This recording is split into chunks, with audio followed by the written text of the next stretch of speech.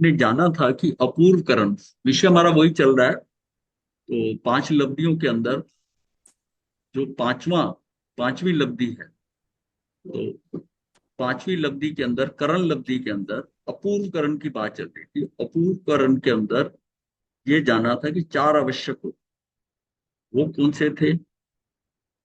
किसी को याद है? हाँ, कांडक घात। तो उसमें दो हमने कर लिए थे कल जो है। हाँ, स्थिति नहीं, स्थिति नहीं, गुण श्रेणी और गुण संक्रमण, ये दो कर लिए। अब इसके बाद स्थिति कांडक घात भी हमने वैसे किया हुआ है, पर इसके अंदर दोबारा कर लेते हैं। स्थिति कांडक घात का है कि सत्ता में पड़े हुए कर्मों की स्थिति, अर्थात स्थिति सत्व, दो तरह से था ना। एक स्थिति बंद होता है, एक स्थिति सत्व, सत्व कह दो या सत्ता कह दो। उन जो कर्म सत्ता में पड़े हैं उनकी स्थिति कितनी, और जो कर्म बंधते हैं उसका स्थिति बंद होता है, बंद होता है। स्थिति बंद तो उस समय जो वर्तमान में कर्म बंध रहा है उसके लिए स्थिति बंद होती है, और जब कर्म वहां आ जाते हैं तो फिर वो उसकी जो स्थिति है कितनी है, वो तो सारों की मिला के, वो उसमें कि इनकी सत्ता में कितनी स्थिति सत्व, सत्व कह दो, इसका मतलब सत्व सत्ता। तो सत्ता में पड़े हुए कर्मों की स्थिति अर्थात स्थिति सत्व कांडक रूप से हीन होना स्थिति कांडक कहलाता। हम जानते हैं अपकर्षण उत्कर्षण। अपकर्षण में तो कुछ उसमें परमाणु ऊपर से नीचे आते हैं, कुछ में बदलाव आता है। ये जो है ना, ये कहता है कि पूरा भाग आ गया नीचे, मतलब 48 समय का था 40 समय हो गया, 8 समय के जितने थे वो सारे के सारे आगे, उतने ही हम करना चाहते हैं, पूरा का पूरा भाग। उस सारे को क्या कहेंगे? कांडक भाग, स्थिति कांडक भाग, उसके पूरे ग्रुप का जहां तक। हाँ, घटना पूरी है। वो एक ही बात है, टुकड़ा कह दो, टुकड़ा कह दो, भाग कह दो, खंड कह दो, सारे पर्यायवाची हैं। एक कांडक, कांडक जो है ना वो उन्होंने अपने हिसाब से कहा। कांड उसका मतलब टुकड़ा या भाग। अनेक निषेकों के समूह को यहाँ कांडक कहते हैं। एक कांडक में अनेक समयों के जो निषेक है, अनेक समयों के होंगे निषेक, उनका अभाव होकर उनके सर्व कर्म परमाणु यानी कि दलिक, जो हमारे कर्म दलिक हैं, एक अंतर्मुहूर्त काल में नीचे के निषेकों में आ मिलते। ये हमने काफी स्टडी कर ली। स्थिति बंद अर्थात बंधने वाले कर्मों की स्थिति, और स्थिति सत्य अर्थात सत्ता में पड़े हुए कर्मों की स्थिति। दोनों में फर्क हो। स्थिति उस समय जब कर्म मेरे, इस समय कैसी मेरी विशुद्धि है, उसके हिसाब से मेरा स्थिति बंद हो रहा है, विशुद्धि के हिसाब से। पहले जो कर्म पड़े हैं उसमें स्थिति क्या थी, उनका तो सत्ता वालों को ज्यादा भी हो सकता है। आज विशुद्धि बढ़ती जाती है तो मेरी स्थिति बंद कम होता जाता है। तो कांडक का प्रमाण छोटा यानी कि जघन्य, या बड़ा यानी कि उत्कृष्ट तथा मध्यम हो सकता है। ये प्रमाण स्थिति सत्ता के अनुसार होता है। ये जो हमारा ऊपर से मतलब जितना कम हो रहा है, इसका डिपेंड करता है जो सत्ता में कर्म पड़े हैं वो किस हिसाब से हैं। क्यों? कि मान लिया आपने अंत कोड़ा कोड़ी करना है, और आपके पता नहीं कितने कोड़ा कोड़ी हो गए तो संख्या में ही, लेकिन कितने हैं, तो जितने पड़े हुए हैं उसके हिसाब से, और उसको अंत कोड़ा कोड़ी करने में वो कांडक जो है उतना ही बड़ा हो जाएगा। ये अगर नीचे ज्यादा पड़े हैं तो नीचे वाला तुमने फिक्स कर लिया कि ये इसको अंत कोड़ा कोड़ी रखना है, और उसके ऊपर के जितने हैं उन सबका कांडक घात करना है। तो ये बताया गया है कि कांडक का प्रमाण छोटा यानी कि जघन्य हो, बड़ा हो, मध्यम हो, ये प्रमाण जो है ना स्थिति सत्ता के अनुसार होता है। जो सत्ता में कर्म पड़े, ये भाषा है, बात फिजिकली समझ लो। अगर ज्यादा है तो उसमें ज्यादा घटाने पड़े। अगर मान लिया कोई कह देता है कि आप 100 रुपए से ज्यादा नहीं रखने किसी ने, अब जिसके पास 800 है उसको 700 घटाने पड़ेगा, जिसके पास 200 है उसको 100 घटाना पड़ेगा। लिमिट आ गई कि 100 से ज्यादा नहीं रख सकते, तो उसको उतना ही घटाना पड़ेगा।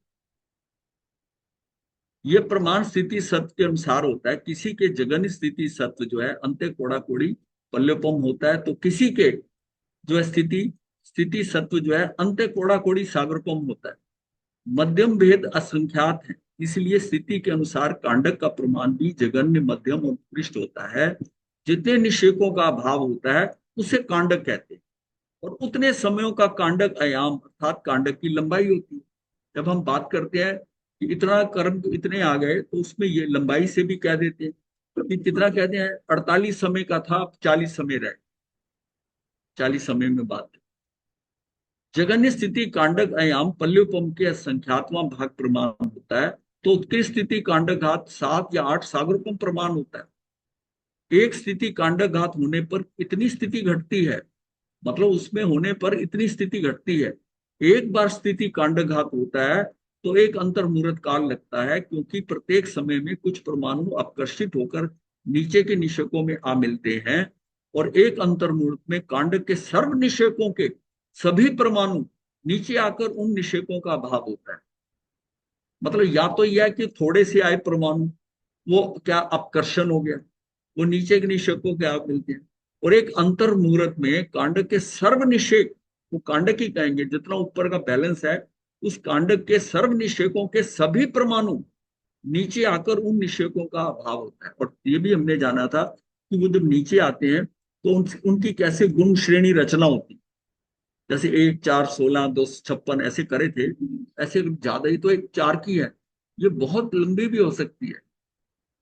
इस काल को स्थिति कांडक उत्करण काल कहते हैं। मतलब इतना जो हुआ, तो इसको इसका हुआ इतने समय का था, 48 समय का था, 40 समय का नीचे रह गया, 8 समय का। ये जो 8 समय है, इसको हम कहेंगे स्थिति कांड को उत्करण काल।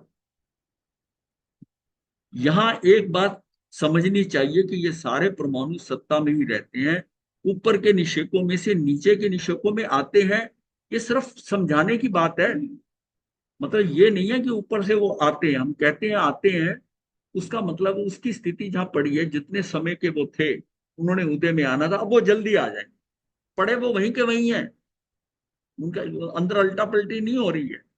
यहाँ एक बात समझनी है कि ये सारे परमाणु सत्ता में ही रहते हैं, और ऊपर के निषेकों में से नीचे के निषेकों में आते हैं। नीचे के निषेकों में परमाणुओं की संख्या बढ़ती चली जाती है स्थिति कांड घात के साथ साथ। यहाँ स्थिति बंद अपसरण और अनुभाग बंद अपसरण, ये हमने आगे जाना था कि उसमें जो स्थिति बंद अपसरण होता है, जब हमने देखा था स्थिति बंद अपसरण कितना होता है, कि जब 700-800 सागर पंप कमी होती है, उतने की कमी होती है, तो उस समय उसका अनुभाग भी घटता है। तब प्रकृति प्रकृति भी जो है वो एक मतलब जाती है। तो हमने देखा कि 34 बार ऐसा होता है प्रकृति बंद अपसरण होता है, तो 46 प्रकृतियों का बंद रुक जाता है। ये भी हमने जाना, याद है। स्थिति बंद घटता है तब अंतर्मुहूर्त काल तक समान स्थिति बंद होता है। इस अंतर्मुहूर्त काल को स्थिति बंद अपसरण काल कहते हैं। स्थिति कांडोत्करण काल और स्थिति बंडोत्करण काल दोनों ही समान अंतर्मुहूर्त है, दोनों का समान ही है। परंतु अनुभाग अंडोत्करण का काल उससे अल्प है। अनुभाग वाला जो होता है बहुत अल्प होता है। एक स्थिति कांडोत्करण काल में संख्यात 1000 बार, एक स्थिति कांडोत्कार में संख्यात 1000 बार अनुभाग कांडक घात होता है, तब जाकर 700-800 सागर कम करते हैं। मतलब संख्यात 1000 बार जो है वो कर्म नीचे आते हैं, और तब जाकर उसका अनुभाग कांडक घात। संख्यात 1000 बार करने से तब लगता है कि 700-800 सागरोपम का अनुभाग कम हुआ है। अनुभाग कांडक घात क्या होता है? एक एक अंतर्मुहूर्त में एक एक अनुभाग कांडक घात होता है। उस अंतर्मुहूर्त काल को अनुभाग कांडोत्करण कहते हैं। ये परिभाषिक शब्द है, इस पे ज्यादा अटको नहीं, कि मतलब उतना समय लगता है कि जो अनुभाग जो होता है, ये उसको इसका काल कहते हैं, क्योंकि स्थिति जितनी हो रही है अनुभाग भी घटना है। अनुभाग कांडक घात द्वारा अप्रशस्त प्रकृतियों का अनुभाग सत्व घटता है। अप्रशस्त का तो घटता है, हमने ये भी जाना था, और प्रशस्त का बढ़ता है। एक एक प्रकृति में अनंत स्पर्धक पाए जाते हैं। ये स्पर्धक भी हमने जाना था कि कितने समय के जितने निषेक है, उतने निषेकों का एक स्पर्धक होता। जितना नीचे से शुरू हुआ है स्पर्धक में, उसका जितना अनुभाग था, ऊपर जाते हुए कौन सा अविभाग प्रतिच्छेद, जो अविभाग प्रतिच्छेद है, यानी कि रसाणु का जो है, जो उसका लेवल है अनुभाग प्रतिच्छेद का, जिसके का जो शक्ति है, जो हमें सुख या दुख देती है, वो कितनी थी, वो जब दुगनी हो जाती है तो एक स्पर्धक हो जाता है, तिगनी होती है तो दूसरा स्पर्धक हो जाता है, चौगनी हो जाती है तो ऐसे से। एक एक प्रकृति के अनंत स्पर्धक पाए जाते हैं। अप्रशस्त प्रकृतियों के अनंत स्पर्धकों को अनंत का भाग देने पर इसमें बहुभाग स्पर्धों का अनुभाग घटकर शेष एक भाग स्पर्धों के समान हो जाता है। इसे छोड़ दीजिए, इसमें ज्यादा करने की जरूरत नहीं है। ये सारा जो है ना, ये ज्यादा आपको बोझ लगे। एक बात ध्यान में रखने की है कि अनुभाग कांडक घात में साता वेदनी आदि प्रशस्त प्रकृतियों का अनुभाग कांडक घात नहीं होता, साता का नहीं होता। ये बात बड़ी क्लियर करी हुई है कि हम पुण्य के ऊपर जोर देते हैं, इसका कुछ नहीं होना कांडक। अप्रशस्त प्रकृतियों का तो काम हो जाएगा किसी किसी ना किसी सिस्टम से। इसके विपरीत प्रति समय प्रशस्त प्रकृतियों का अनुभाग अनंत गुना बढ़ता जाता है, ये बढ़ जाएगा। क्योंकि जिस लेवल से, कषाय के लेवल से आपने वो जो सुख दुख की जो डिग्री बांधी है, इंटेंसिटी बांधी है, अब आप बहुत शुद्ध हो गए। अब शुद्ध हो गए, उसमें परिवर्तन आ गया।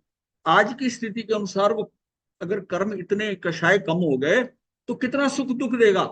पहले का वो इंप्रूव कर गया, वो हो गया। और मैं अगर अपना आज मैं कषाय घटाता हूं तो मैंने जो पिछले कर्म किए हुए हैं, अप्रशस्त प्रकृतियों के अशुभ कर्म जो बांधे हुए हैं, उसमें घटत हो जाएगी अनुभाग। ये कितना बड़ा बेनिफिट है। हाँ, वो तो फिर आगे कोई फंसेगा देवलोक में जाके, वो जाएगा फिर उसी का लेवल को ऊंचे से ऊंचे में चला जाएगा। वहां से वो भूलेगा नहीं संसार में। हाँ, मतलब यहां से अगर सम्यक दर्शन लेके गया है, हाँ, मतलब देखो ना वहां वहां क्या स्थिति है। अब देवलोकों का थोड़ा सा विजुलाइज करके देखो कि देवलोकों में क्या है, कि देवियां हैं और देव हैं। यहाँ जैसे आयुष के हिसाब से हमारा शरीर घटता बढ़ता है, वहां जब पैदा हुआ तो 32 वर्ष का जवान पूरा फुल था। और वो देवियां भी वैसी, उसमें से कोई देवी खत्म हो जाती है जिसका, क्योंकि उनकी आयु कम होती है पल्ले पल्ले, तो उसकी स्थिति पे कोई और देवी आ जाती आती है। तो उसका एक देव है तो कम से कम चार देवी। अब उनका शरीर सारा कुछ, उनकी सारा सिस्टम वैसा का वैसा अंत तक रहे। बुढ़ापा है नहीं, बाल बच्चे है नहीं, खाना बनाना नहीं, कोई सफाई नहीं करनी, घर नहीं बनाना, कुछ नहीं करना, करना क्या है। हाँ, और वो फिर क्या है कि देव अपने कई रूप बनाकर और कई देवियों के साथ उनके विषय, मतलब विषय का भोग करता है। और एक सम्यकदर्शी जो है वो अपने कई रूप बनाकर वो 20 तीर्थंकर जो महाविद्य के अंदर समोसरण लगा रहे हैं, वो 20 में चला जाता। मतलब उसकी दृष्टि क्या है कि मैं एक जगह जाने की बजाय 20 में हो रहा है, तो मैं 20 में रूप बनाऊं।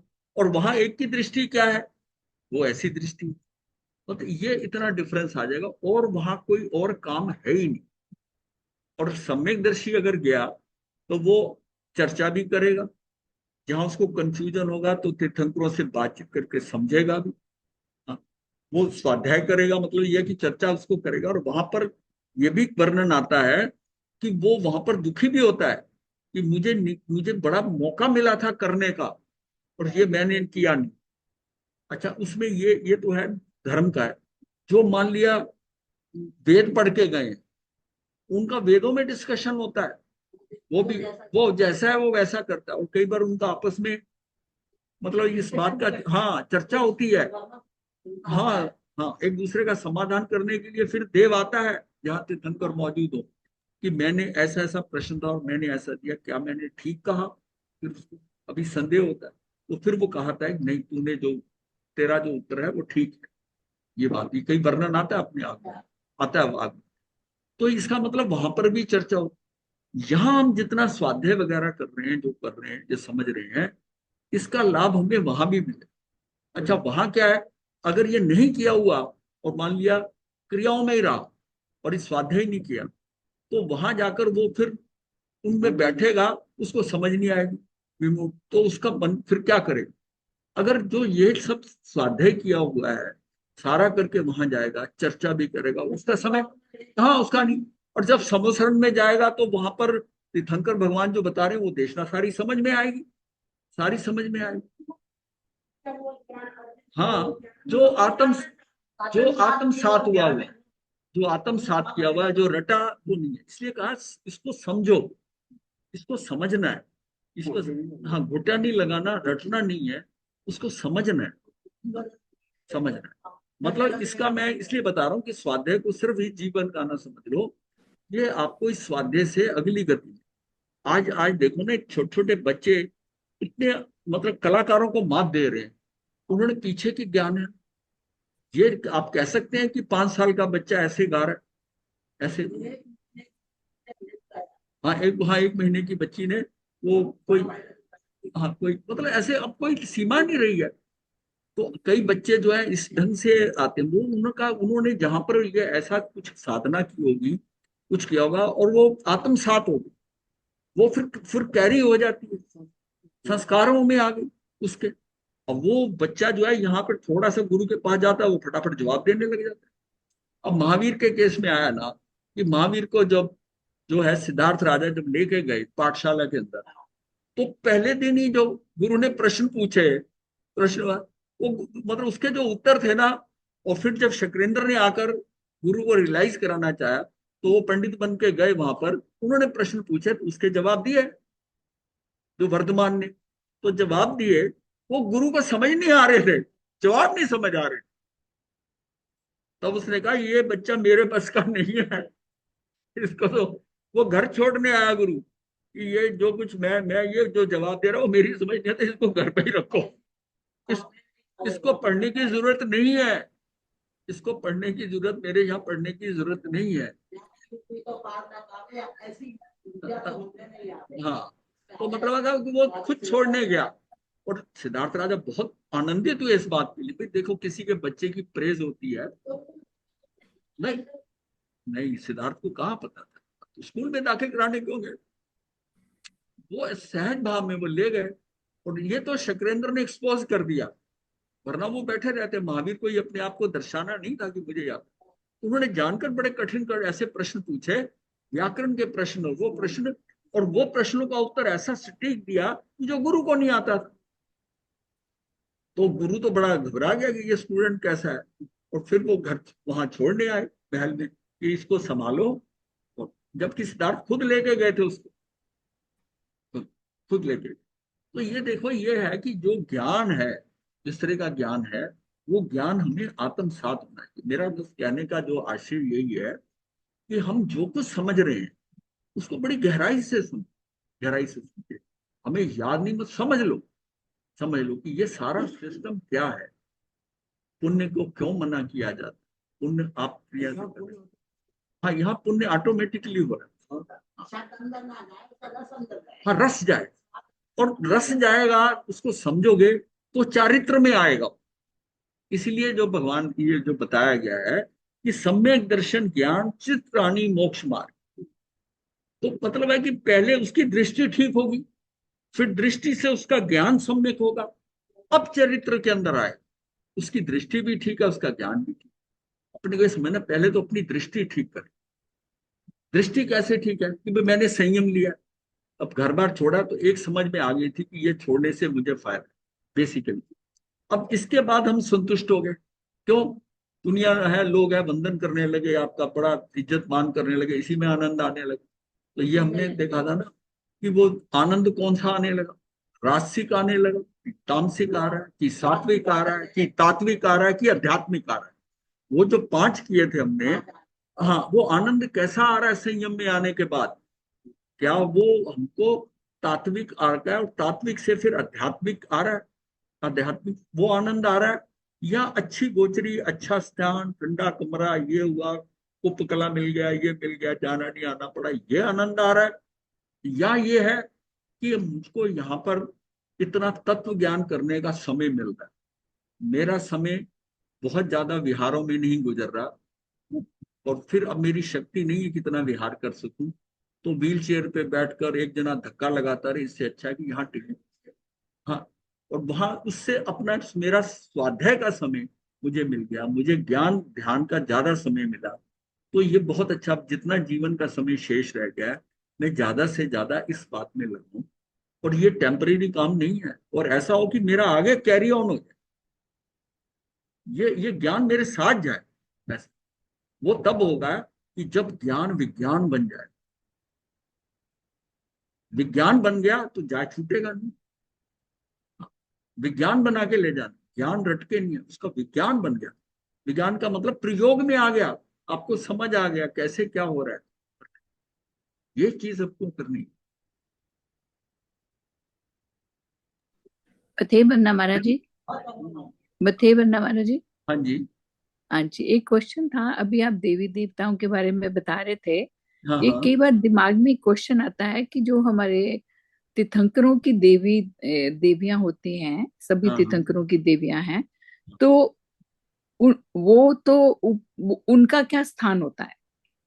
देखिए ये ऐसा है कि जैसे ये देखो ऐसा है, इसको समझे कि वो जो देव है ना, वो देव जो है लोकपाल के जैसे होते हैं। जिस तरह की हम कहते हैं कि ये दिशाओं को कंट्रोल करते हैं, उनकी ड्यूटीज है। हाँ, ये सारे उस, हाँ ये सारे उनकी कैटेगरी में है। और ये उनकी सेवा करने का उनको मौका मिलता है, ये भी उनके कर्मों के कारण। उनको किसी और के उधर जाने की जरूरत नहीं है, उनको हमेशा तीर्थंकरों के पास। उनके कौन से देव होते हैं, अब एक या दो दो देवों का नाम लिया हुआ है, हमें उस चक्कर में नहीं पड़ना। देखिए सीधी बात है, वो देव हैं, वो उनकी सेवा करते हैं सेवा के भाव से। जिस जिस देव का शुरू से ही सेवा का भाव होगा दूसरों को, अब उसको वहां पर, यहाँ साधु साध्वी को एक दूसरे की सेवा का भाव होता है। ये हमने जब सेवा का किया था, वैराग्य और संयम पे किया था, उसमें ये देखा था ये भी बहुत कार्य करता है सेवा को। हाँ हाँ, सेवा सेवा सेवा का तो बहुत ज्यादा इफेक्टिव है। हाँ, सेवा के लिए, हाँ सेवा के लिए ये है कि वो सेवा करने का जो भाव आना है, और उस भाव से आप बहुत ज्यादा आगे बढ़ सकते हो। सेवा से, सेवा का कितना फर्क है। तो ये सारा है ना, जैसे दिशाओं के हैं। अब है लोकांतिक देव, जैसे वो एक अलग देव है। हाँ हाँ, वो डिफरेंट, हाँ देव है। अब वो इसलिए उनके देखिए ऐसा है कि ऐसे जो, अब जैसे तीर्थंकरों के देव हैं, ऐसे उनके भी देव हैं। चक्रेंद्र है, तो शक्रेंद्र जहां रहता है, तो उनके फिर कितने होते हैं, समानिक देव होते हैं। उनकी सेवा में देव होते हैं 4,000, 64,000, 80,000, इस तरह देव देव है। समानिक देव उसके कितने ज्यादा होते हैं। समानिक देव बात देखा जाए तो वो बराबर ही होता है, लेकिन वो पदवी के कारण वो इंद्र की बात मानते हैं। इंद्र की बात मानते हैं। देव तो वहां पर एक छोटा मोटा ये देव यहाँ से बन गया, और वो क्या क्या बना, सेवा करने वाला अभियोगिक देव बन गया। हाँ हाँ, मनुष्य गति में समोसरण के लिए, सफाई करने के लिए उनको भेजा जाए कि जाओ नीचे समोसरण हो रहा है, सफाई करो सारा। वो हवा उड़ाते हैं मिट्टी से, वो सारा वो ये काम करते हैं। ये उतने देव है, देव इतना है, देव इतना, उतनी ड्यूटीज है, इतने काम करते हैं। अब घंटा नहीं बजता है। महाराज जी, हाँ उनका नहीं मैंने पूछा, जो हमारे तीर्थंकरों ना ना, के ये देवी वैरायटी देवता है। हैं। ये जो जैसे जैसे माता पद्मावती हैं, हाँ धर्मेंद्र भगवान हैं, तो उनका भी आयुष होता है वो। हाँ, उनका भी आयुष है। उनके वैसे पल्योपम में उनका आयुष जो है, उनकी सेवा, देवियां की आयुष कम होती है, काफी देव होते हैं। वो एक्चुअली वो पोस्ट है, ये पोस्ट है, इस पे वो देव खत्म हुआ तो दूसरा उस पोस्ट पे आ जाएगा ना, हाँ नाम वही रहेगा। ये पोस्ट है। अब ये मत समझिए कि अच्छा। जो वो देव है वो वही का वही रहेगा। ये उसकी उस पोस्ट का नाम है, इनके साथ ये देव रहने हैं। अब वो एक देवी का पीरियड टाइम खत्म हुआ तो दूसरी देवी उसी पोस्ट पे आ जाएगी। हाँ, ये पोस्ट है, ये पोस्ट है। उनकी सेवा में मतलब इतना तो रहेगा ही। उसमें वो देव बदलते रहते, जो जो वहां से निवृत्त होता रहता है दूसरा वहां आ जाए। बात मेरा ख्याल जी आपको क्लियर हुई कि नहीं। जी जी। ये ठीक है। उस पोस्ट के ऊपर आता है। आज ये है, इसकी आयुष खत्म हुई, ये चला गया, उस पोस्ट पे दूसरा आ गया। ये बात नहीं, तीर्थंकर को सेवा की जरूरत नहीं है। नहीं नहीं, वो है, उनकी ज्यादातर ड्यूटी लगी हुई है। ड्यूटी लगी बात हाँ ड्यूटी, ये देखो जरूरत कहीं पे नहीं है। अब विमान को उड़ाने के लिए उसको अपने आप चलता है, लेकिन फिर भी कुछ, हाँ घर के नीचे देव उसको बहुमान है, वो चलते हैं। समुद्र है, समुद्रों के देव है। अब 1,67,000 कितना देव है, जो कि पानी उछालना आए उछाल कर जम्बू द्वीप में पानी ना आ जाए, तो उसके लिए कच्छे लेके खड़े हुए हैं बेलेंदर देव। बेलेंदर देव उनकी ड्यूटी लगी हुई है, और उनके घर है वहीं पर ही बीच में समुद्र के अंदर पहाड़ी के ऊपर। 1 लाख उनके परिवार रहते हैं वहां पर। ये सारी व्यवस्थाएं जमाने के लिए है। जरम्बक डैम है, फसलों का फेरी लगाते हैं, हाँ 3 टाइम के ऊपर, सुबह सुबह दोपहर को और शाम को फेरी लगाकर क्या हो रहा है, वर्षा हो रही है, वो सारा कंट्रोल है?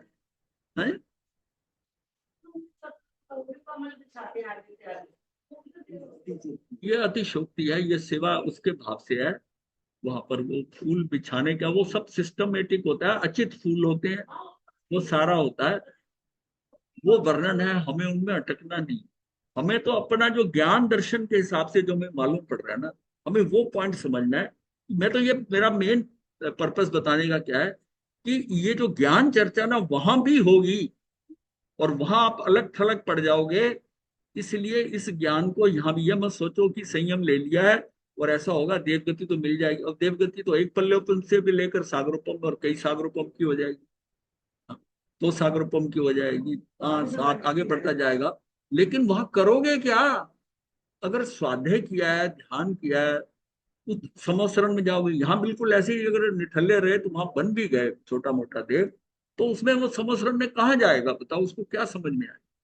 यहाँ की बैकग्राउंड लेके जाएगा, उसको आनंद आएगा, और उसको आनंद आने लगा तो उसका ज्ञान वर्धन कितना ज्यादा होगा, उसको तीर्थंकरों का सुनने को मिलेगा। इसलिए ज्ञान का अर्जन जो है बहुत जरूरी है। इसलिए इसका मतलब है कि क्रियाओं से ज्ञान अर्जन करना बेटर है। क्रिया को छोड़ना नहीं है, बट क्रिया करते भी ज्ञान है करना। आपको ज्ञान आना चाहिए। अगर वही गाथाएं वही रटते रहे, वही पाठ याद करते रहे, तो वहीं के वहीं सीमित रहे, और उसमें आगम कोई पढ़ा नहीं, वो चीज कोई जानी नहीं आपने। और करते रखते भी किसी को केवल ज्ञान हो गया। हाँ, वो क्योंकि हमने देखा कि जो भगवान के पास आकर बड़े टिपिकल क्वेश्चन पूछते हैं, वो बात, इसका मतलब वहां जो चर्चा होती है बहुत गहरी होती होगी। और देव वहां पर मिथ्या दृष्टि भी है। जिस मिथ्या दृष्टि देव ने कालो दे दिया अंगार, उसके पास जब आते हैं तो क्या कहते हैं उसको, कि ये भगवान की दृष्टि गलत है, ये जो है। और सम्यक दृष्टि उसको हाँ ठीक करता है। तो दृष्टि अपनी वहां जाकर भी नहीं तो कर्म बंधेंगे। मतलब हमें चांस मिला है यहाँ पर कि संयम में आने के बाद, या श्रावक व्रत लेता है, क्यों लेता है? यहाँ जितनी इंप्रूवमेंट हो रही है ये हमें आगे हेल्प करेगी। भाई जो बच्चा छोटी क्लासों में पढ़ता है, वो जब ऊपर की क्लासों में जाता है उसको दिक्कत कम होती। जिसने छोटी क्लासों के अंदर वो उसको प्रॉपरली नहीं समझा, ये सोचकर फाउंडेशन नहीं होती, वो आगे अटकता है। वो छोटी सी बात को वो पूछने में शर्म करता है, वो प्रॉब्लम और बढ़ती जाती है, और बढ़ती जाती है। और फिर एक जगह जाके वो रुक जाता है कि इससे ज्यादा मैं पढ़ नहीं सकता, मैं तो 10+2 करके मुझे उसको पता है मैं कैसे पास हूं। और एक होता है कि उसको चीजें समझ में आ रही स्टेप बाय स्टेप। और शुरू की क्लासों की मेहनत जो होती है वो बहुत आगे तक ले जाती है, बहुत काम आती है, बहुत काम आती है। तो अपने को क्या जानना है कि मेरी फाउंडेशन होंगे, तो धर्म के अंदर हमारा क्या है कि सबसे पहले मैं दर्शन को और ज्ञान, ज्ञान से ही क्या है, दर्शन कैसे होगा? मतलब दर्शन का मतलब सम्यक दर्शन। तो सम्यक दर्शन का, सम्यक दर्शन होगा तो ज्ञान सारा का सारा जो भी है वो सम्यक हो जाएगा ऑटोमेटिकली। 200 सही हो गए, और चरित्र में धीरे धीरे आएगा ही दृष्टि। और ये दोनों नहीं हुए तो क्या सही हो, क्या सही? चरित्र में आएगा ही नहीं सम्यक, वो गड़बड़। वो चरित्र जो पालेगा वो पालना करता रहेगा, वो क्या नियम पालेगा, मतलब फिर हमारा सारा खेल पलट जाएगा। अपने को जो आज दीक्षित हो रहा है, जो जो वैरागन है, क्या उनको कितना जोर लगाना चाहिए। एक बार फाउंडेशन बैठ गई, और इसलिए 25 बॉल को बार बार क्यों कराया जाता है? 25 बॉल का क्या महत्व? बीच में क्लासेस चलते चलते हम कहते हैं 25 बॉल करा दो, यार वो बेस है, बेस है। 25 बॉल को जिस ढंग से कराया जाता है उससे उसकी सारी फाउंडेशन बनती है। अब हम हर चीज डिटेल नहीं करते, हम घाती है घाती यहाँ बोल जाते हैं। अब किसी को बैठे हुए को घाती है घाती नहीं पता हो, वो क्या करेगा? ना पूछ पाएगा, ना उसको समझ आएगी कि हम क्या कह रहे हैं। कि जब हम बात कर रहे हैं कि अघाती कर्म क्या है, अब आप बार बार तो ये बताएंगे नहीं कि घाती कर्म क्या है। और घाती कर्म क्या है? पुण्य से हमारी प्रॉब्लम यह है कि जितनी अच्छी क्रियाएं या पुण्य वगैरह करेंगे, मेरे घाती कर्म बन रहे हैं। बस ये बात दिमाग में डालो कि मेरे घाती कर्म बन रहे हैं, और घाती में शुभता से मुझे बेनिफिट मिल जाएगा, वो संसार है। घाती में शुभ करता है तो हल्के बनते, नहीं तो भारी बनते, बनते तो है ही है। उसमें तो एक ही कैटेगरी है, अप्रशस्त की। इसका निवारण कहाँ होगा? ये जब स्थिति में आता है जहां पर जब कहा है अप्रशस्त प्रकृतियों का कांडक घात होगा, ये होगा, तब वो जाके कहीं खत्म होंगे, उसमें भी अप्रशस्त ही खत्म होगा। हाँ, प्रशस्त बढ़ जाएंगे। अब उसमें तो आप घाती कर्म के अंदर तो अप्रशस्त ही होता है, इसीलिए उसके अंदर वो कम हो रहा है, तो उसमें हम आगे बढ़ रहे हैं घाती में। क्योंकि ज्ञानावरणी, दर्शनावरणी, अंतराय और मोहनी खेल तो सारा यही कर रहे हैं, सारा कर रहे हैं, ये इसका घट रहा है। लेकिन जो हमने संसार का बांधा हुआ है, दोनों प्रकार के हैं, इसको बहुत गहराई से समझ। मैं इसको 50 बार कर चुका, बता चुका। प्रशस्त जो है सब होता है, मतलब हमको क्या करना है? संयम की आराधना करनी है, पालना करते करते, क्रियाएं पालते पालते, क्रियाओं में नहीं अटकना। क्रिया से ये तो हो जाएगा संयम ठीक ठाक हो गया, लेकिन हमें उसकी आराधना करनी है। आराधना मतलब मैं अपने ज्ञान दर्शन को बढ़ाकर और सम्यक दर्शन प्राप्त करूं किसी तरीके। हाँ, जो जो मतलब ये हमने करना क्या है? थोपड़ों में भी महाराज नहीं अटकना है, तो थोपड़ों में भी नहीं अटकना। उसको जब एक फिजिकली समझ में आ रहा है कि सारी साधना कषाय से है, और अनंतानुबंधी कषाय मैंने तोड़ना है, और अनंतानुबंधी तोड़ता हूं मैं, और कुछ नहीं करता, मैं अपने अनंतानुबंधी कषाय की चौकड़ी तोड़ता हूं। मुझे एक लाइन याद नहीं होती, मुझे एक दिन का उपवास नहीं कर सकता, तब भी मैंने अगर कषाय की चौकड़ी तोड़ी, मेरा तब भी कल्याण हो जाएगा। हमने वहां से अंदर मूल से समझना है कि एक्चुअल मुझे करना क्या है, करना है। अब हम क्या, हम कहते हैं मैंने ये भी कर लिया, मैंने वो भी कर लिया, ये भी कर लिया, और कषाय बढ़ रहे हैं। तो फिर हम क्या है? क्या है? जीरो बटा सन्नाटा, वहीं के वहीं, वहीं के वहीं, जितना मर्जी। हाँ, कोरे के कोरे रह जाएंगे। तो अपने को ये समझ करके, अगर नहीं अभी तक समझ में आया ना, एक बार दोबारा से चाहे 25 बोल कर लो, कोई कोई दिक्कत नहीं, अभी भी बहुत समय है। कोई चीज बेसिकली नहीं समझ, अगर मान लिया गुण स्थान नहीं आते, कर्मों के बारे में नहीं पता, ये बड़े इंपॉर्टेंट है समझने। इसके बिना आगे नहीं होगा। षट द्रव्य, 9 तत्व, कर्मों का, और गुण स्थान, ये 4 क्लियर हो गए तब भी बहुत काम हो जाए। अब इन चारों को क्लियर करने के लिए पहले गति 4, जाति 5, काय 6, ये सारे भी, ये तो मामूली चीज है, ये करनी पड़ेगी। फिर उसके बाद में पर्याप्ति समझोगे, प्राण 10 होते हैं, बेसिक चीज तब समझोगे। ये अगर अंदर से क्लियर नहीं है, तो ये जो हम पढ़ा रहे हैं ना, तो किसी काम का नहीं है, उसका टाइम वेस्ट हो रहा है। अब वो जो जो जो बैठकर उसको 25 बॉल नहीं अगर आते किसी को, और वो इसको सुन रहा है, कुछ नहीं, वो उसका समय खराब हो रहा है। और मैं करूं उसको नहीं समझ में आ रहा, तो अपना समय बर्बाद ना करे, 25 बॉल की किताब लेके पढ़ ले।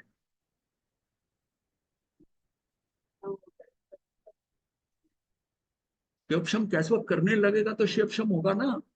स्वाध्याय शिवक्षम किसी के कहने और सोचने से थोड़ी होगा। आपके अंदर ये भाव आ गया कि मुझे ठीक है, नहीं समझ में आ रहा ना, मुझे करना है। मैंने आपको एक बार बताया था, कि मैं एक बार जिस समय ये समझकर 2002 की शुरुआत के अंदर मुझे एक जगह भेज दिया गया जहां स्वाध्याय हो रहा था, तो साथी ने भेजा कि वहां जाओ। मैं चला गया, वहां बहने स्वाध्याय कर दी श्रीमद राजचंद्र जी के प्रश्नों पे, तो मेरी समझ में नहीं आ रहा था कुछ। तो मैं बैठा वहां पर, बड़ा डिस्टर्ब हो गया। अपने आप को जैसे फीलिंग होता है ना कि हम पढ़े लिखे हैं, ये कुछ है। और एक शिविर कर लिया, समझ में आ गया, ध्यान साधना समझ में आ गई, वो बात ही ना समझ में आई, ये बात कर, वो बहनें अच्छे अच्छे प्रश्न और इंटरेक्शन कर रही थी। मैं बड़ा बाहर निकला, बड़ा मन में खिन्न हो गया कि कहाँ भेज दिया महाराज ने। और फिर मैं महाराज के पास गया अगले दिन। मैंने कहा महाराज कहाँ भेज दिया? वो तो कुछ पता ही नहीं शब्दों का, और हिंदी ऐसी चल रही थी, मेरे तो समझ में नहीं आ रही। कहते कोई बात नहीं, मैंने खुद तुझे जान के भेजा था, तुझे पता चलेगा तू कितने पानी में है। हाँ, हाँ तुझे कितने पानी में है, ये मतलब ये आज से 22 साल पहले। तो हाँ, कहते ये पकड़ पुस्तक और फैक्ट्री आते जाते रास्ते में तू पढ़ता रहे, जिसको पुस्तक को पढ़ता रहे। वो वही बात नहीं कि गाड़ी में बैठ के गाड़ी में किताब रख ली, वैसे तो टाइम नहीं होता, बैठे बैठे वो आधे घंटे में पहुंचता था, आधे घंटे में वो 6 महीने के अंदर 25 बॉल पूरी तरह फिक्स, 6 महीने। मतलब फिर आ गया समझ में, सारी बात समझ में आ गई, बार बार किए गुण स्थान, ये किसी से पढ़ा नहीं ना, आप खुद पढ़ा, गुरु से, गुरु का मिल जाता तो और बात थी, बीच में कहीं नहीं समझ आया तो उनसे पूछने चला जाता। तो करते करते करीब टोटल 6 महीने लगे, सुबह आधा घंटा, शाम को, शाम को कई बार अंधेरा हो जाता था, नहीं पढ़ पाता। लेकिन वो हो गया, उसके बाद में ये स्वाध्याय करते थे स्थानक में, इनके पास आ गया 2002 के दिवाली से थोड़ा पहले की बात है, और उत्तराधिकरण सूत्र का वो शुरू हो रहा था, तो उसमें मैं आके बैठ गया और मुझे समझ सारा कुछ आने, डे वन से समझ में आने।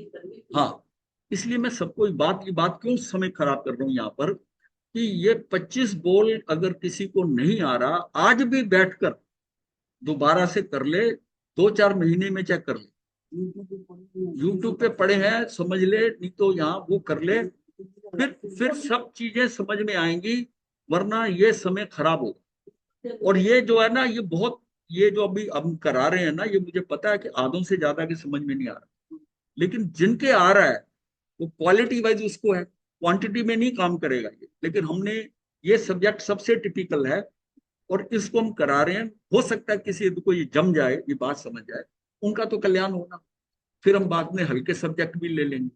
पर ये बहुत टिपिकल, और खासतौर जो हमसे, आज हमारी कितनी, 647, 600 648 के करीब क्लासेस हो गई हैं।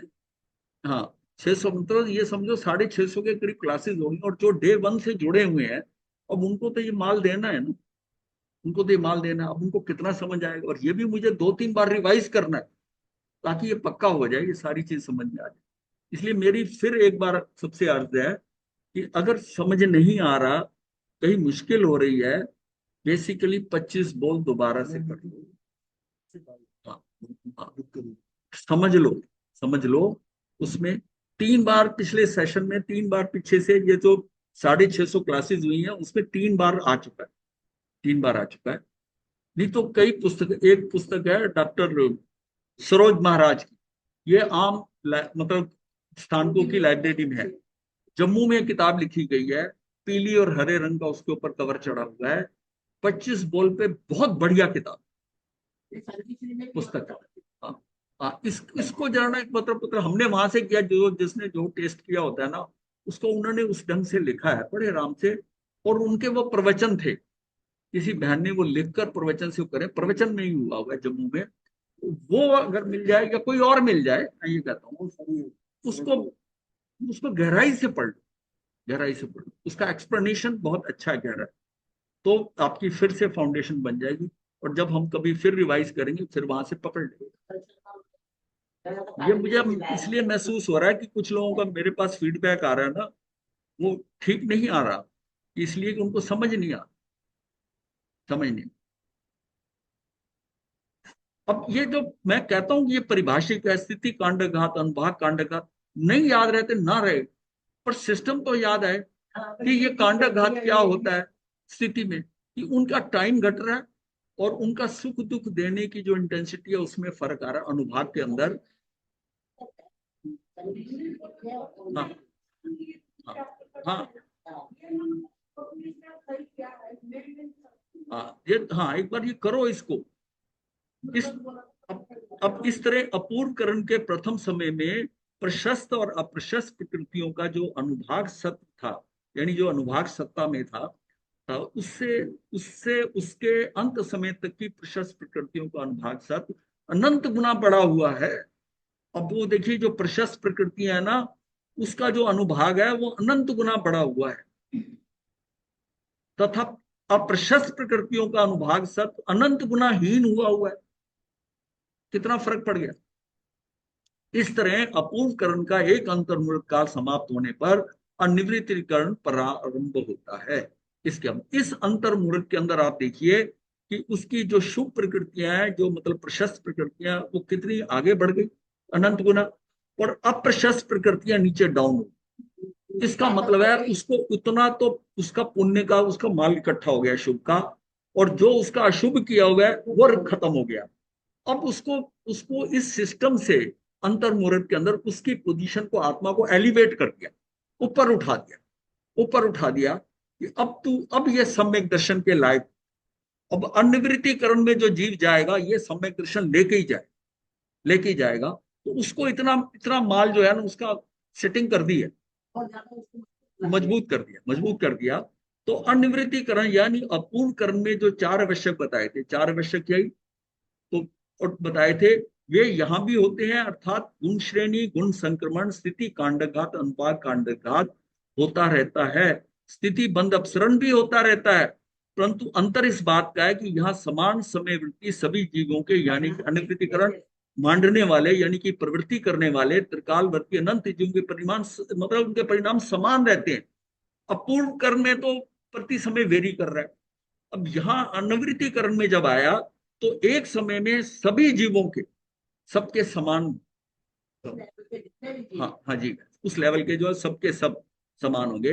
अनिवृत्तिकरण के अंतर्मुहूर्त काल में प्रति समय विशुद्धि तो अनंत गुना बढ़ती जाती है, परंतु प्रत्येक समय में एक एक ही परिणाम पाया जाता है। इस कारण अनिवृत्तिकरण के अंतर्मुहूर्त काल के जितने समय हैं उतने ही वहां परिणाम है। मतलब मान लिया वो 48 समय का है तो 48 ही परिणाम। बाकियों की जगह क्या होता है कि एक एक के अंदर कोई आगे है, कोई पीछे है, कोई इधर है, इतने ज्यादा परिणाम हो जाते हैं। यही चीज जो है ना मतलब 8वें गुण स्थान पे भी आती है, और 9वें में आकर अनिवृत्ति बादर जब गुण स्थान कहते हैं, अनिवृत्ति बादर, तो उसमें सबके जो है ना, हाँ सरलता जी समान हो जाता है कि मतलब इस समय में, हाँ इस समय के अंदर सारे जीवों के परिणाम जो है उस समय के वो होंगे। अगले समय में वेरी कर सकता है, पर एक समय के अंदर ये नहीं कि ये यहां बैठा है, ये यहां बैठा है, ये यहां बैठा है, ऐसा नहीं। इस कारण अनिवृत्तिकरण के अंतर्मुहूर्त काल के जितने समय है उतने ही वहां परिणाम है। अब एक एक समय के परिणाम एक एक ही होने के से वहां जगन्य मध्यम उत्कृष्ट भेद नहीं पाए जाते, इसलिए इसका नाम अनिवृत्तिकरण है, इसका नाम अनिवृत्तिकरण है।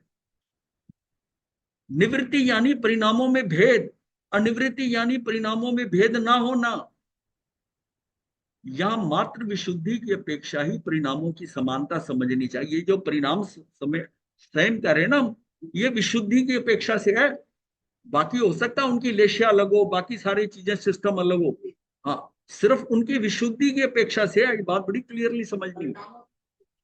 हाँ बस परिणामों की विशुद्धि इस समय पर उतने उतने शुद्ध है, हाँ बाकी अलग है। जैसे गति अलग है, गति अलग हो सकती है, उसकी आयुष बंधा हो, लेशिया अलग है, शरीर आदि का आकार अलग है, वर्ण अलग है, ज्ञान अलग है, उदय रूप कषाय आदि में भेद होने पर भी सभी अनंत जीवों की विशुद्धि समान होती है, विशुद्धि उसकी बराबर है।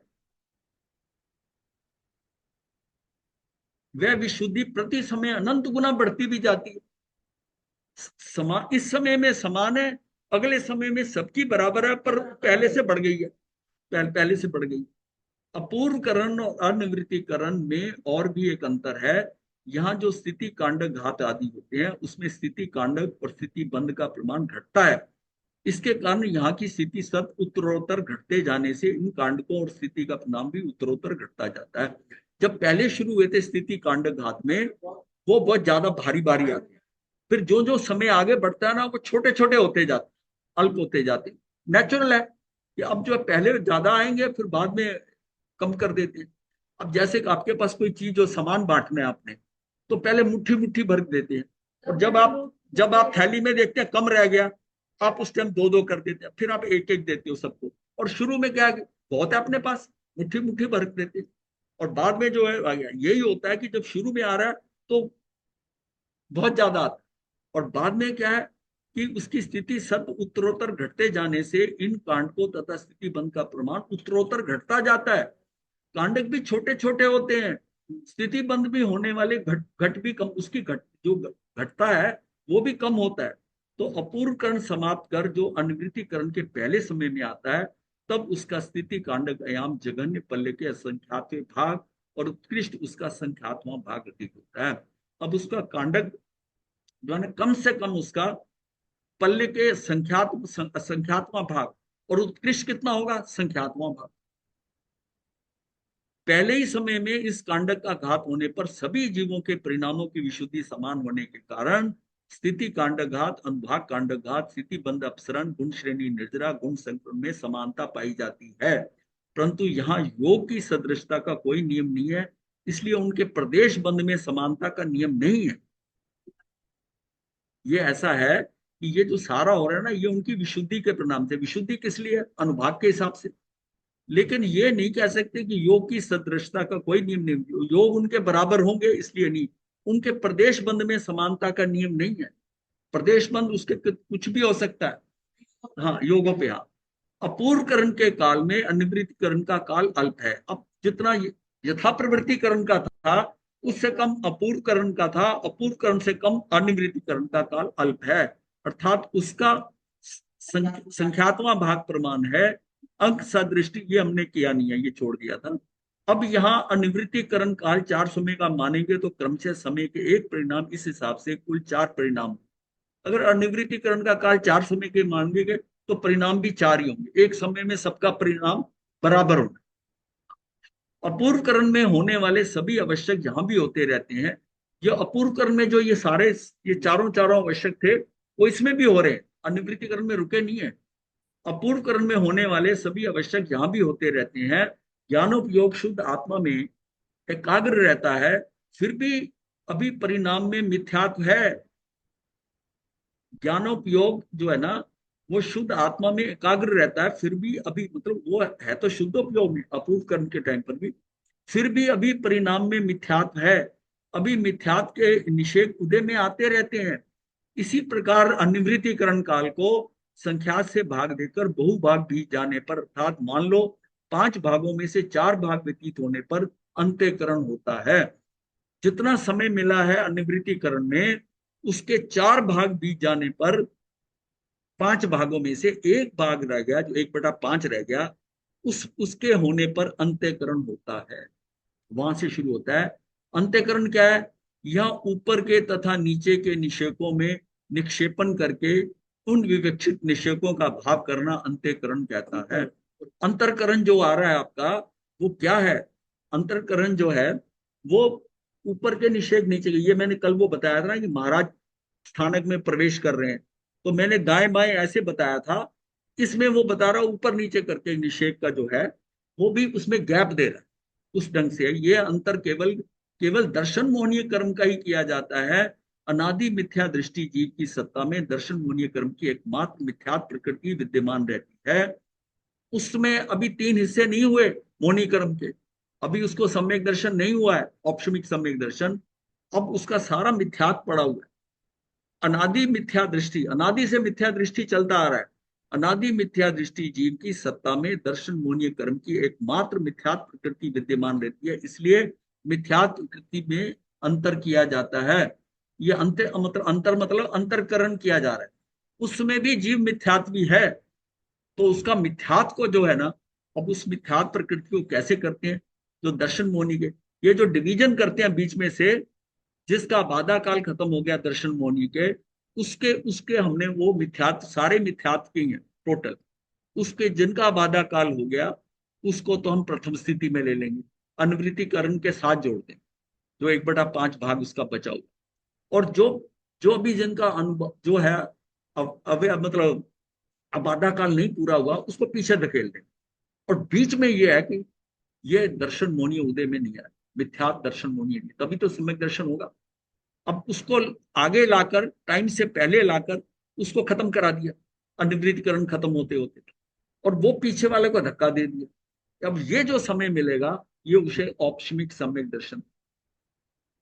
यहां पर क्या है? सादी मिथ्या दृष्टि जीव की सत्ता में से, जिससे दर्शन मोहनी की मिथ्यात्व मिश्र सम्यक मोहनी, इन 3 की सत्ता विद्यमान है, वहां इन तीनों प्रकृतियों में अंतर किया जाता। अब ये कोई दूसरी बार आया, दूसरी बार है कि उसको पहले सम्यक तो हो गया था औपशमिक सम्यक दर्शन, उसके बाद वो गिर गया, चाहे 3 से गिरा, चाहे दूसरे गुण स्थान से गिरा, वो नीचे चला गया। अब वो फिर दोबारा से उठ के आ रहा है, तो वो 66 सागरोपम उसकी स्थिति तो असंख्यात काल की है। अगर सम्यक दर्शन 66 का है तो ये असंख्यात काल तक रहता है। ये जीव अब आएगा, इसके तीनों ही होंगे, जो दूसरी बार आ रहा है ये तीनों ही होंगे। जब तीनों होंगे तो तीनों में ही भेद करना पड़ेगा, फिर मिथ्यात्व नहीं होगा। बड़ी क्लियर कही जा रही है बात। हाँ, जिसका पहली बार हो रहा है उसकी तो एक कैटेगरी है, जिसकी तीन है तो मिथ्या प्रकृति विद्यमान है, इसलिए मिथ्या प्रकृति में अंतर किया जाता है। लेकिन सादी मतलब जो मिथ्या दृष्टि अनादि मिथ्या दृष्टि नहीं है। सादी मिथ्या दृष्टि कौन है? जिसको सम्यक दर्शन तो हुआ था और फिर गिरा, फिर मिथ्या दृष्टि बना, तो उसको हम कहते हैं सादी मिथ्या दृष्टि। उस जिसकी आदि सहित, और जो अनादि का है उसकी तो कभी मिथ्या मतलब उसकी मिथ्या दृष्टि गई नहीं थी। ये सादी मिथ्या दृष्टि है, यानी कि सम्यक दर्शन के लेने के बाद फिर गिरा हुआ। तो सादी मिथ्या दृष्टि जीव की सत्ता में से, जिसे दर्शन मोनी की मिथ्या, मिश्र और सम्यक मोनी, इन तीन की सत्ता विद्यमान है, वहां इन तीनों प्रकृतियों में अंतर किया जाता है। यह अंतर अनिवृत्तिकरण काल के पश्चात उदय आने योग्य निषेकों में, अर्थात गुण श्रेणी के शीर्ष के ऊपर के कुछ निषेकों में किया जाता है। इसको भी तोड़, ये देखिए अंतर किया है। ये क्या हुआ? ये अनिवृत्तिकरण यहां हुआ तो प्रथम स्थिति में ये अंतर किया हमने। क्या किया? दर्शन मोहनीय की सारी जो मिथ्यात की थी, या तीनों ही कैटेगरी, कुछ हिस्सा इधर ले आए। और ये द्वितीय स्थिति कौन सी होगी? जिनको धक्का मार के पीछे कर, जो अभी उदय में नहीं आए। तो ये बीच का अंतर जो है ना, ये उसकी योग्यता से मिले। और जिसको ये ज्यादा मिल जाएगा उसके अंदर वो सफाई जो है ना वो ज्यादा होगी। क्योंकि ज्यादा अगर समय दोगे तो ज्यादा समय में उसका औपशमिक सम्यक दर्शन रहेगा, तो उसका मिथ्यात मिश्र ये हो गया, खत्म हो गया। सिर्फ सम्यक्त वाली तीसरी जो शुद्ध कैटेगरी वो रह गई। अब यहां अगर उदय में अब समय खत्म हो गया, लेकिन उसमें वही बचा था शुद्ध, तो उसको शायद शमिक सम्यक दर्शन हो जाएगा। उसका औपशमिक से सीधा सम्यक दर्शन खत्म नहीं होगा, वो आगे कैरी फॉरवर्ड शिवक्षम में चला जाएगा। और शिवक्षम की वैल्यू 66 सागरोपम की है। ये जीव इसका मतलब आगे बढ़े। और जिसकी ये स्थिति है कि वो अभी तीनों ही साफ नहीं हुए थे, बीच का अंतर बहुत कम था, मिथ्यात से गिरा तो दूसरे गुण स्थान से नीचे जाएगा, मिश्र वाले से गिरे जो अर्ध शुद्ध थे तो तीसरे पे जाएगा। तीसरे पे अगर इतनी दौरान में अगर पोजीशन सही होगी तो वापस भी आ सकता है। फिर वो हो गया, बाकी सारे साफ हो गए, तो फिर वो शैवक्षमिक सम्यक दर्शन ले जाए। तो ये चीज बड़ी क्लियरली समझ में आ जाती है कि हमारी उमेश, हमें ये अंदर समय कितना मिला, ये हमारी उस समय की स्थिति पे डिपेंड करता है। और उस समय क्या होता है कि उसका कषाय कोई ना कोई उदय में आ जाएगा, नुका बुद्धि, तो बिगड़ेगा कहां से? यहां से। जो काफी मिथ्यात्व है, हाँ जी। तो बहुत कई बार हो सकता है ना। और कई बार हो सकता है हाँ, ऑप्शन। तो हर बार में उसकी स्थिति कमी ही मिले या बढ़ती हुई मिले, ऐसा कोई नियम नहीं। ऐसा कुछ नहीं है। वो शैवक्षम अगर जैसे गिरता है ना जो जीव, तो उसका वेदक काल होता है, उसमें वो शैवक्षम से जा सकता है ऊपर। जो साधी मिथ्या दृष्टि है वो पहले से सीधा तीसरे से होकर चौथे में आ सकता है, आ सकता है। वो रूट वो है। और अगर अनादि मिथ्या दृष्टि है वो पहले से चौथे में जाए, चौथे में जाए। चौथे से फिर ये तो रिटर्न है ना, ये तो गिरने की बात है, गिरने की बात है। लेकिन उसके बाद में औपशमिक जल्दी नहीं होता, शायद हो सकता है उसको हो जाए। ये डिपेंड करता है कि नीचे आकर स्थिति सुधर गई। जब गिरता है ना, तो गिरा कहीं से, लेकिन वो इतना सा बचा हुआ था और वो हटा, तो वो उसके टाइम वो उठकर ऊपर चला जाएगा। मान लिया मिथ्यात से गिरा, मिथ्यात मिथ्यात का थोड़ा सा बचा हुआ था, जिसमें वो गिरने के समय आया तो मिथ्यात से गिरा। लेकिन वो नीचे गिरने के बाद में मिथ्यात में ये उसकी स्थिति हो सकता है मिथ्यात की खत्म हो जाए, तो मिश्र की स्थिति होगी रहेगी। वो अगर पुरुषार्थ करता है तो मिश्र से मतलब तीसरे गुण स्थान पे चला जाएगा, वहां अंतर मुहूर्त मिलेगा। वहां बचा हुआ मिश्र का भी खत्म हो गया, वो चौथे पे चला। लेकिन अगर आप कहो कि वो उपशम सम्यक दर्शन उसी समय रिटर्न पे ले ले, नहीं होगा, वो नहीं होगा, वो नहीं होगा। जो प्रतिमोक्षण होता है, हाँ चाहे वो साधु का हाँ ठीक है।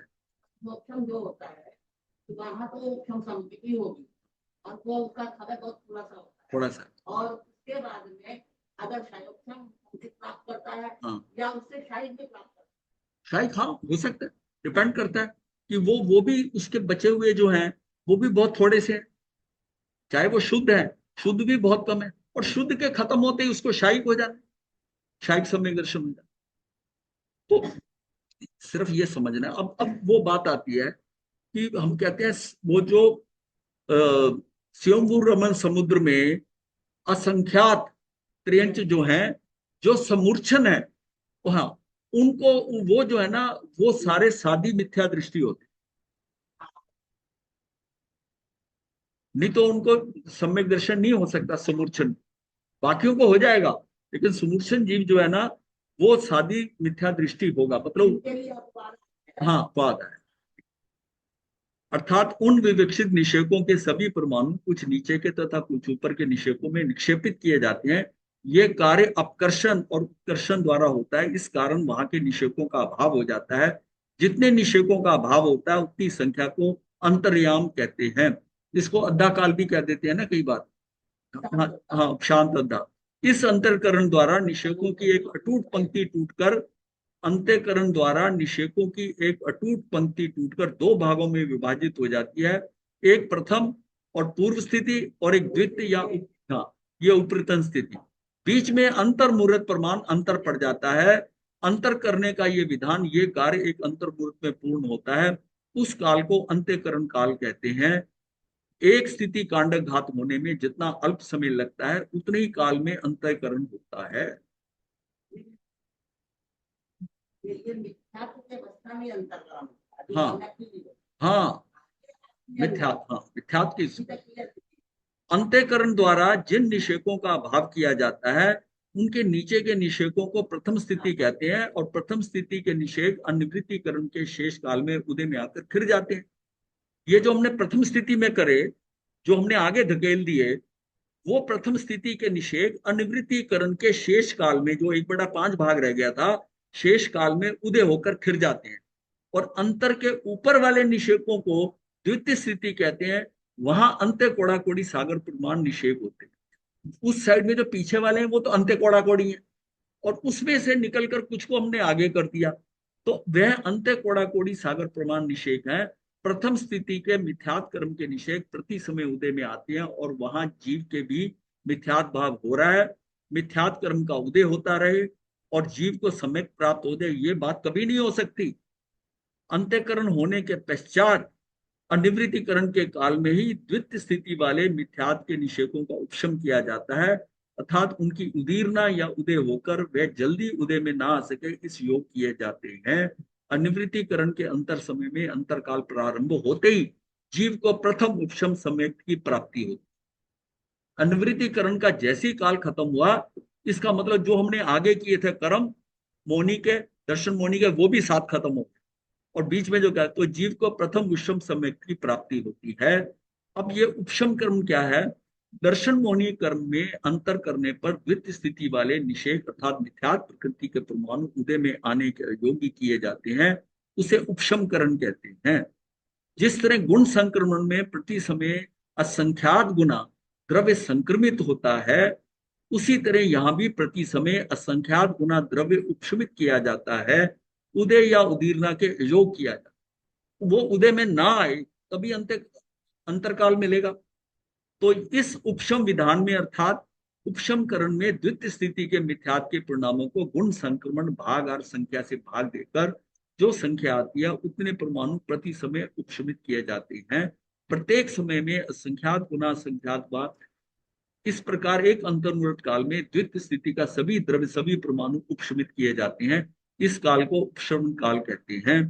प्रथम स्थिति में दर्शन मोहनी कर्म के जितने निषेक है उतने समय तक अर्थात अनिवृत्तिकरण के शेष काल में अंत समय तक ये उपशम विधान होता रहता है।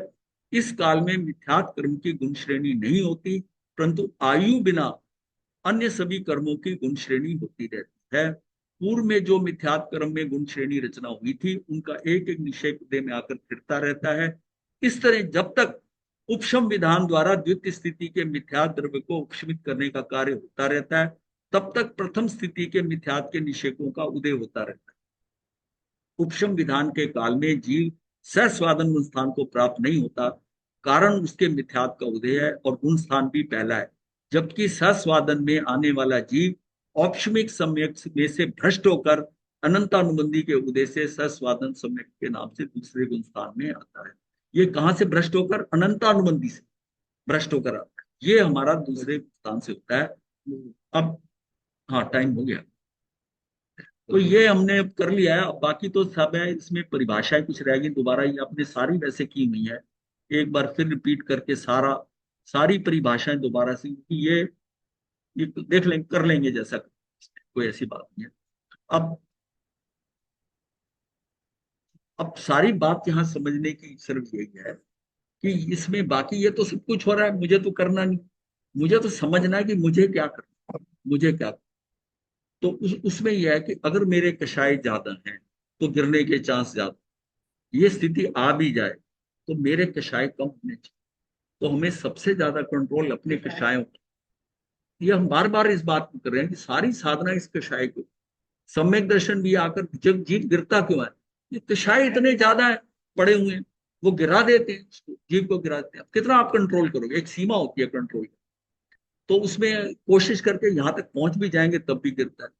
कषाय है तो प्रमाद भी रहता है। खेल देखिए, सारा कर्मों का खेल तो मिथ्यात, आवृत्ति, प्रमाद, कषाय और योग, ये सारे चल। अब मिथ्यात कितना है? वो आपका कंट्रोल दर्शन मोहनी से हो। दर्शन मोहनी का कंट्रोल नहीं मतलब आपकी दृष्टि सही हो, तो मिथ्या। फिर अवृत्ति मतलब है कि अपने आप की, हम अपनी वृत्ति को चेंज करें, जहां जहां हम प्रमाद के कारण इधर उधर हो रहे हैं वो ठीक करें। प्रमाद आ रहा है, प्रमाद भी है, ये भी उसी का पोर्शन है। प्रमाद भी, जितना जितना प्रमाद खत्म होते ही फिर कषाय और योग का तो बहुत कम रह जाता है। अभी हम नहीं कर पा रहे उतना, जो हम सब जब जानते हुए भी नहीं कर पा रहे, वो हमारा प्रमाद है। छठे गुण स्थान के साधु को मेन प्रॉब्लम उसका प्रमाद मार रहा है। सातवें गुण स्थान और छठे गुण स्थान के अंदर फर्क सिर्फ प्रमाद। सातवें में प्रमाद हल्का सा आया, छठे में गिर जाता। यहां से प्रमाद कम होता है तो सातवें में चला जाता है। ये इसलिए झूलता है जी, झूलता है। ये प्रमाद कितना हल्का सा आया, हमने अपने आप को रोक लिया, नहीं नहीं ऐसा नहीं करना, ऐसा नहीं, सातवें में चले जाएंगे, छठे में चले करके, ये सारा झूलना है। और ये अपने को ऊपर स्थिति, हमने कई बार कहा कि सातवें में स्थिति बढ़ानी है, छठे में घटानी, और छठे में बढ़नी शुरू होगी तो गिरावट और हो जाएगी, फिर संभालना मुश्किल। तो ये अब क्या है कि आज की डेट में संभलते नहीं है। तो ये मान के चलो कि छठे में रहते ही, जो जिसको समझ नहीं आ रहा, जो कारणी संयम पालना नहीं चाहता, समझो छठे में आकर छठे से भी गिर गया, छठे से भी गिर। क्यों? हाँ, निम्न स्तर पे, क्योंकि वास्तव में उसको चौथा हुआ नहीं है। ये तो व्यवहार से कह रहे हो आप छठा गुण था। जिसने जिसने वो प्राप्त कर लिया उसकी तो लाइन लगी चौथे की, चौथे की लाइन लगी, और उसके बाद उसने प्रत्याख्यान, तो वो छठे में उसका रहने की स्थिति ज्यादा बनेगी। आप सोचो कि ये व्यवहार में ही रहते रहते पूरा संयम काल गुजार दें और हमारा काम हो जाए, ऐसा नहीं होगा। हाँ, ऐसा हो रहा है। हम नहीं, हम जब तक उसकी इंपॉर्टेंस नहीं दी कि चौथे का बंध बांधना जरूरी है, अनंतानुबंधी, वो अगर बांध हम नहीं बांध रहे चौथे का, तो ये समझो कि पहले में ही आ गए, सिर्फ वेश परिवर्तन हुआ है। ये बड़ी सख्त बात है समझने के लिए। हाँ, ये बाहरी परिवर्तन हो गया, और फिर हम वैसे ही गृहस्थों की तरह रचे पचे हैं, वही हरकतें कर रहे हैं, सिर्फ कपड़े सफेद हो गए। और ये बड़ी भ्रमणा है, भ्रमणा है कि हम ये समझ रहे हैं कि मैं तो सहमी हो गया, यही कुल। और इस ऐसी तरह के जीव के औगे और पात्रों का मेरू पर्वत का ढेर लगता है। ऐसे जीव, वो एक जीव के नहीं है मेरू पर्वत के, ऐसे बहुत है, और संयम बहुत बार लिया है। अब हम संयम लेकर भी वो उस चीज को नहीं समझ के रोक रहे, वो हमें रोकेगी। कौन? चौथे स्थान की स्थिति, वहां तक पहुंचना जरूरी है, पूरा प्रयास करना है।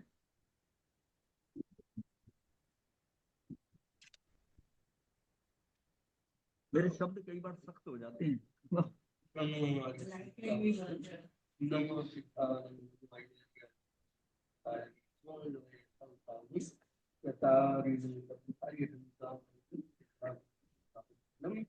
केवली